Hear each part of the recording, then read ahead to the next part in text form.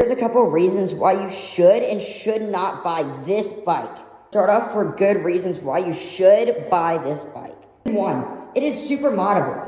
Not in the inside, but on the outside. We'll get into why you can't in the inside later. One easy thing to mod is definitely the seat. It's held in by like 2 or 3 screws on the bottom, and when you pull it off, you can easily remove it and put like some new seat covers on it. The easy thing is it's super open in the back, so you can definitely change your chain and your motor very easily. Last but not least, the pegs. Super customizable, and they're really easy to change because you can just unlock this with an Allen key and then change them out. That's real nice about this bike, but let's get into the second reason why you should buy this bike. The reason I really like this bike is because of the torque on it. The bike definitely has enough torque to pull it up, but not to keep it up.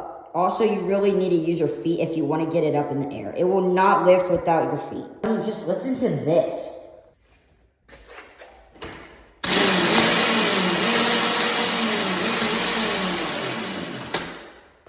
Just into the third reason why I really like this bike. Setup. Setup is like the most important part of a bike because if you mess that up, it's honestly cooked. When I got this bike, it came in a box almost fully set up, and all I had to do was put the handlebars and the brakes on. The handlebars gave me a little trouble with the Allen keys, but I'd say the brakes are pretty easy to put on this. That's about everything I really like about this bike. Now let's move into a couple reasons why you should not buy this bike. First reason that really pisses me off is the range. You can currently see right here, it says 9 amp hours. 30 minutes with the light and a max load on. That's not bad, however, it is really not good either. The reason I said it's not that good is because with the light off and you only touching the throttle and twisting it just a bit, it only lasts about an hour and a half playtime, which is not very fun for a kid who wants to ride around with their friends for a couple hours. Moving on to the second reason, the max speed. You see the max speed says right here that it's 17 miles per hour. Wow, that is very legal between the state laws of e-bikes. Hell actually wants to ride at 17 miles per hour max, which means it probably goes around 14. I think I've only hit around 15 max, and that was straight out of the box. Now that I've been riding it for a couple months, it's only hitting around 13 to 14 miles per hour, which as a 14-year-old, I don't want to be hitting 14 miles per hour. I want to get in that like 30 mile per hour range. Not to mention, you can pop the bike up, but it will not stay up at all. You also need to have your feet kind of like guiding you on the ground while you ride it. Otherwise, it will not stay up.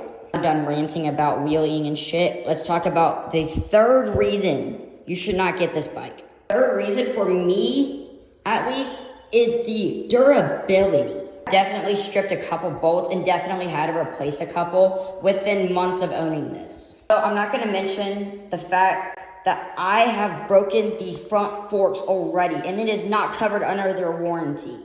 Like, what the fuck? You can clearly see right here on the listing, it literally says ultra motocross like bike or something like that. I thought, I was like, all right, so it's like high powered and it's like fine if I jump it. So I just jump it off a curb, right? I hear the damn suspension scream like a hyena, and I stop and look at it just to realize the forks went straight up and bent inwards, basically hitting the battery compartment. Now, I have a reason why I was crashing out about this. It's not covered under the warranty at all. Nothing about this, even though it is one of the most like expensive parts of the bike, other than the like motor, tires, and the battery. So I just decided to fix it instead. Now, if you really want to know how long it took me, it took about like 5 hours to bend them back and stuff, and then go back out and ride. And that's where the other problem hit. I ran over a pothole and bent them again. So now they're just like permanently bent, but they have just enough clearance to not touch the battery compartment. That's basically the story of how I bent them. Which means that when I want to hit jumps, the front is locked up. I can't move the front suspension.